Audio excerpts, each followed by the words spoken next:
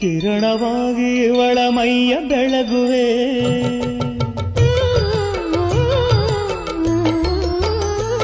ತಂಗಾಳಿಯೇ ತಂಗಾಳಿಯೇ ತಂಗಾಳಿಯೇ ನಿನ್ನುಸಿರಲಿ ನನ್ನ ಬೆರೆಸಿಕೋ, ನನ್ನ ಬೆರೆಸಿಕೋ, ನನ್ನ ಬೆರೆಸಿಕೋ. ಗಾಳಿಯಾಗಿ ಇವಳ ಮೈಯ ಮರೆಸುವೆ.